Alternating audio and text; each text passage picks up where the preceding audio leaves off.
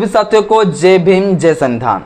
साथियों, आज के इस वीडियो में हम बेहद ही महत्वपूर्ण टॉपिक पर चर्चा करेंगे। महत्वपूर्ण साथियों इसलिए हो जाता है क्योंकि अभी फिर से कॉलेजियम चर्चा में आ गया। कॉलेजियम के द्वारा 14 वकीलों को जज के रूप में नियुक्ति करने वाली एक सिफारिश तय किए गए और जैसे साथियों इस सिफारिश की सूची को जो सार्वजनिक किए गए तो लोगों ने जो है हमारे देश के मुख्य न्यायाधीश CJI chief justice of India BR Gavai साहब को ट्रोल करने लगे और एक बहुत बड़ा जो कंट्रोवर्सी का विषय बना दिया। क्यों बना दिया? क्योंकि साथियों ये जो 14 वकीलों के जज के रूप में नियुक्ति करने वाली जो सूची तैयार किए गए थे उस सूची में जो है एक BR गवई साहब के जो है अपना भतीजा का भी नाम दर्ज था।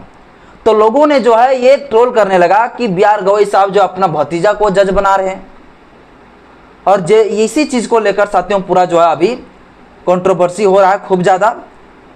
आप लोग को बता दूं कि जिस समय से कॉलेजियम बना है उस समय से लेकर अभी तक ब्राह्मणों ने स्वर्णों ने जो है अपने भतीजे को, अपने सालियों को, अपने सालों को, अपने दमादों को, अपने बेटों को, अपने बेटियों को जजों का नियुक्ति कर रहे हैं। इससे किसी को कोई तकलीफ नहीं हुआ। लेकिन जैसे ही BR गवई साहब एक दलित है और वो अपने भतीजे को सूची जैसे जारी किया वैसे लोग ट्रोल करना शुरू कर दिया। मतलब यहाँ देखिए कितना जातिवाद चल रहा है। सबसे पहले तो कॉलेजियम एक भैया गलत है, लेकिन कॉलेजियम में अगर एक दलित अगर CJI बन पाया और वो अगर उसके माध्यम से एक और दलित को जो जज बनने का मौका मिल रहा है तो इन स्वर्णों को जो है पूरा तकलीफ होने लगा। आज के इस वीडियो में साथियों पूरा मसला को समझाएंगे। आखिर ये जो है कहाँ की मामला, किस कोर्ट में जो है जजों के रूप में नियुक्ति करने वाली सिफारिश तय किए गए थे और साथ ही साथ बताएंगे आखिर कॉलेजियम है क्या, कॉलेजियम कैसे काम करता है, कॉलेजियम कैसे आया, क्या कॉलेजियम जो है भारत के संविधान में आर्टिकल में कहीं प्रोविजन किया गया है। और कॉलेजियम में साथियों जो 5 लोग होते हैं, हम लोग जो शुरू सुन रहे हैं कि कॉलेजियम में 5 जस्टिस होते हैं, वो 5 जस्टिस अभी वर्तमान समय में कौन कौन लोग हैं वो सब कुछ साथियों आज के इस वीडियो में हम आपको बताएंगे। हाई कोर्ट, सुप्रीम कोर्ट के जजों को नियुक्ति को लेकर क्या प्रक्रिया है भारत के संविधान में, कौन सा आर्टिकल में प्रोविजन है, सब कुछ बताएंगे। बस मेरा छोटा सा अपील है, इस वीडियो को शुरू से अंत जरूर देखें। वीडियो अच्छा लगे तो लाइक करिए, चैनल में पहली बार है चैनल को सब्सक्राइब कर लीजिएगा, बेल आइकन प्रेस करिएगा ताकि जब वीडियो अपलोड करूँ आपके पास नोटिफिकेशन पहुंचता रहे। इससे पहले साथियों संक्षेप में पूरा मामला को हम आपको समझा देना चाहते हैं। हाल ही में जो है कॉलेजियम के द्वारा बॉम्बे हाईकोर्ट में जजों को नियुक्ति को लेकर जो है एक लिस्ट जारी किया जिसमें 14 वकीलों को जो है जज के रूप में नियुक्ति करने वाली सिफारिश था। अब उस सिफारिश में जो है एक वकील साहब का नाम था, जिस वकील का साथियों नाम लिख देना चाहता हूं, राज दामोदर वाकोडे, ये साथियों नाम है। और इसका भी साथियों जो है उस 14 वकीलों में से जो है इस वकील को भी शामिल किया गया था जज के रूप में नियुक्ति के लिए। और जैसे ही जो है ये सिफारिश जो सार्वजनिक हुआ लोग इसको विरोध करना शुरू किया, क्योंकि ये जो राज दामोदर वाकोडे है ये बताया जा रहा है कि जो जस्टिस BR गवई साहब है उनका भतीजा है। इस राज दामोदर वाकोडे जी का साथियों जो पिताजी है उस पिताजी का नाम है डॉक्टर राजेंद्र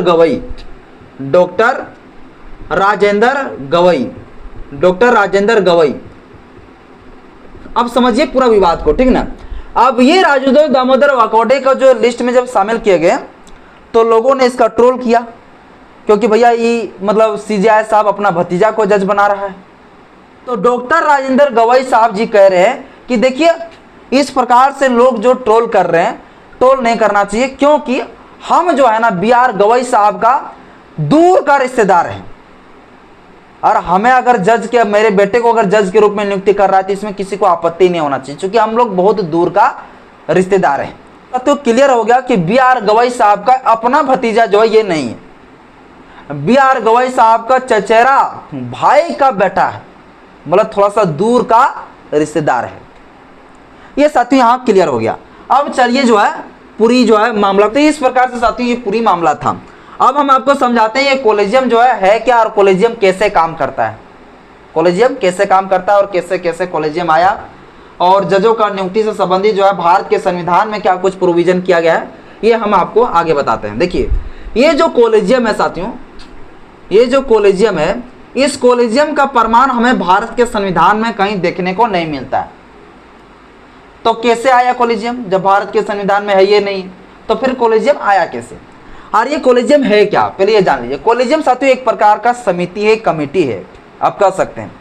जो समिति ही जो है ये तय करता है कि हाईकोर्ट में जजों का नियुक्ति जो है कौन करेगा, या तो फिर किसी जज को प्रमोशन करना है तो उसको प्रमोशन कौन करेगा। तो यही कॉलेजियम में जो कुछ सदस्य होते हैं उसी सदस्य के द्वारा जजों का नियुक्ति, जजों का ट्रांसफर किए जाते हैं।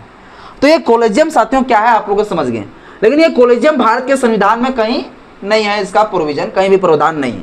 तो ये कॉलेजियम आया कैसे, तो ये कॉलेजियम साथियों आया 1981 में जो है एक केस का जजमेंट आया, और फिर जो है 1981 के बाद 1993 में एक जजमेंट आया, और फिर साथियों 1998 में एक जजमेंट आया।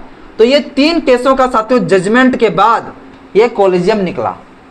3 केसों का जजमेंट के बाद ये कॉलेजियम निकला। ये 3 केसों का जजमेंट जो है क्या है, वो सारे जजमेंट के ऊपर साथियों मैं ऑलरेडी एक वीडियो बना चुका हूँ, मैं इसको संक्षेप में बता रहा हूँ, है ना। तो ये 1981, 1993, 1998 का फाइनल जो है 3 जो है जजमेंट आया सुप्रीम कोर्ट का ही, और ये तीनों जजमेंट था सुप्रीम कोर्ट में जजों का और हाई कोर्ट में जजों का नियुक्ति से संबंधित ही ये केस था। अब ये जजमेंट आया जब फाइनल 1998 में, तब जाके ये कॉलेजियम निकला। और इस कॉलेजियम में कहा गया कि इस कॉलेजियम में जो है कुल जो है 5 सदस्य रहेंगे, 5 जस्टिस रहेंगे, और यही 5 जस्टिस लोग ही तय करेगा कि सुप्रीम कोर्ट में और हाई कोर्ट में जज की नियुक्ति कैसे होगा, और अगर ये होगा या तो ट्रांसफर जो होगा वो कैसे होगा। और यहां पर साथियों कॉलेजियम जैसे आया वैसे राष्ट्रपति का पावर को खत्म कर दिया गया असंवैधानिक तरीके से। तो इस प्रकार से कॉलेजियम साथियों 3 केसों के जजमेंट के बाद आया, और 5 जो है जस्टिस इसमें कॉलेजियम में बोला कि भैया 5 गो जस्टिस रहेगा, और यही लोग तय करेगा कि सुप्रीम कोर्ट में जज कौन बनेंगे, चीफ जस्टिस कौन बनेंगे, या फिर जो है हाई कोर्ट में जज कौन बनेंगे। ये सारा कुछ साथियों कॉलेजियम में ये प्रोविजन किया गया। अब मैं आपको बताते हैं, अब साथियों मैं आपको बताता हूं कि भारत के संविधान में जजों की नियुक्ति और जजों के ट्रांसफर को लेकर क्या प्रक्रिया लिखा गया।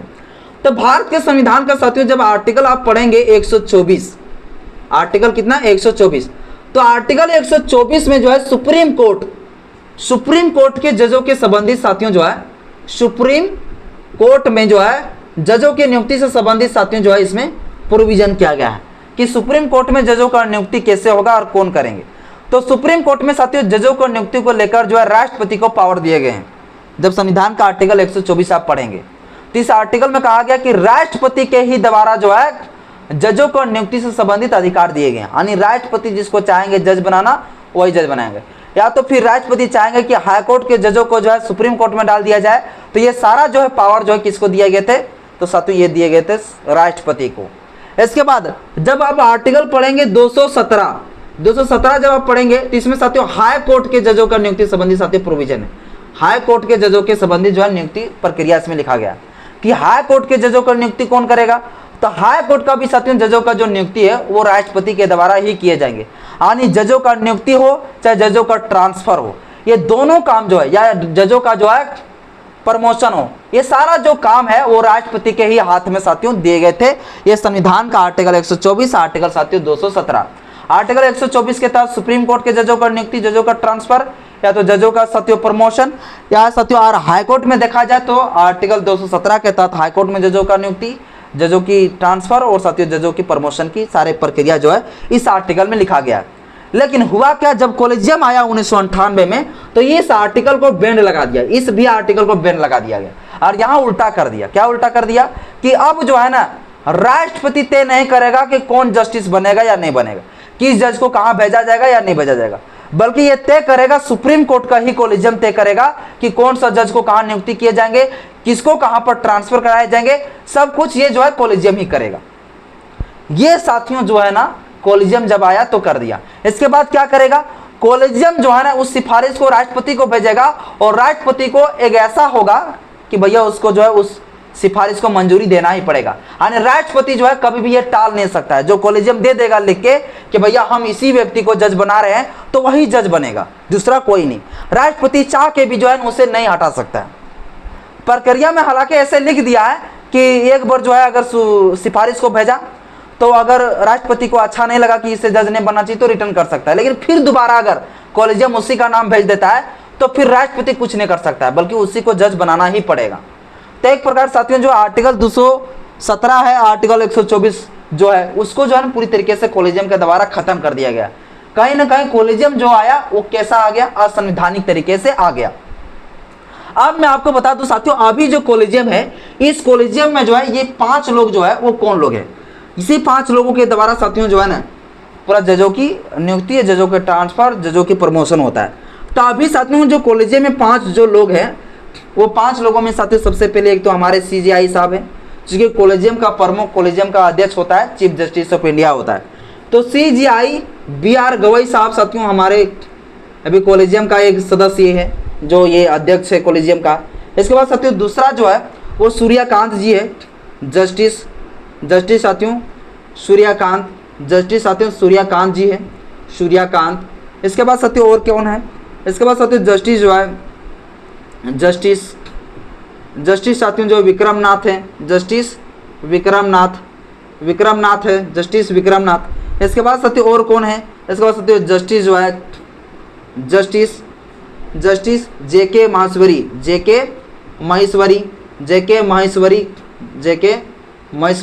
इसके बाद साथियों एक और है इसमें, और 5वां साथियों जो जस्टिस है वो है महिला जस्टिस BV नागरत्ना। ये साथियों जो है कुल कितना हो गया, 5। तो यही साथियों जो है कुल 5 जो है कॉलेजियम में अभी जो है शामिल है ये जस्टिस। और इसी जस्टिस से 5 लोगों के द्वारा ही ये तय किए जाते हैं कि कौन जो है हाई कोर्ट में जज बनेंगे और किसे जो है नियुक्ति करना चाहिए, किस वकीलों को जो है जज के रूप में नियुक्ति करना चाहिए, या फिर अगर सुप्रीम कोर्ट में अगर हाई कोर्ट के जजों को लाना है तो कैसे लाना चाहिए। ये सारा जो काम है, जजों को नियुक्ति से लेकर, जजों को प्रमोशन से लेकर, जजों को ट्रांसफर से लेकर, ये सारा काम इसी कॉलेजियम के साथियों जो 5 लोग अभी वर्तमान समय में है, इसी 5 लोगों के द्वारा किया जा रहा है। और अभी साथियों जो 14 लोगों का जो नाम जो दर्ज किए गए हैं, ये इसी साथियों कॉलेजियम के 5 लोगों के द्वारा ये दर्ज किए गए। तो कॉलेजियम का हेड कौन होता है, तो बोलेंगे CJI होते हैं, जो चीफ जस्टिस ऑफ इंडिया होता है वो होता है कॉलेजियम का हेड। और उनके साथ साथ 4 ठोर होते हैं, जो अभी वर्तमान समय में 4 ठोर कौन है, तो जस्टिस जो है सूर्यकांत, जस्टिस जो है विक्रमनाथ, जस्टिस जो है JK माहेश्वरी और जस्टिस साथियों BV नागरत्ना। ये जो है कुल जो है 5 जस्टिस हैं। और इसी 5 जस्टिस के द्वारा अभी सारे जजों का नियुक्ति, जजों का ट्रांसफर और जजों का प्रमोशन साथियों किया जा रहा है। तो अभी साथियों जो किया गया है 14 वकीलों को जज के रूप में नियुक्ति को लेकर, अभी जो पूरा कंट्रोवर्सी हो रहा है, विवाद हो रहा है, क्या ये होना चाहिए? अब सोच के देखिए, इतना दिनों से जो है ब्राह्मण लोग सभी जगहों पर सिर्फ ब्राह्मण ही जज बने हुए, लेकिन थोड़ा सा अगर हमारे लोगों को जो मौका मिल रहा है तो तुरंत लोग इसको ट्रोल करने लगता है। मतलब मनवाद लोग साथियों हमारे लोगों को जज के रूप में देखना पसंद नहीं करता है। बस साथियों इस विषय पर जो ना आप भी कुछ कमेंट करना चाहते हैं तो कमेंट कर सकते हैं, अपना राय दे सकते हैं। ऐसे तो कॉलेजियम बहुत खराब है, कॉलेजियम होना ही नहीं चाहिए, संविधान का ये उल्लंघन करता है। संविधान में जो प्रक्रिया भैया, संविधान के प्रक्रिया से होना चाहिए, या तो एक रिटर्न एग्जाम के प्रक्रिया से होना चाहिए। बस साथियों इस विषय पर आप क्या सोचते हैं मुझे कमेंट बॉक्स में अपना राय जरूर बताइएगा। जय भीम, जय संविधान, जय विज्ञान, जौहर।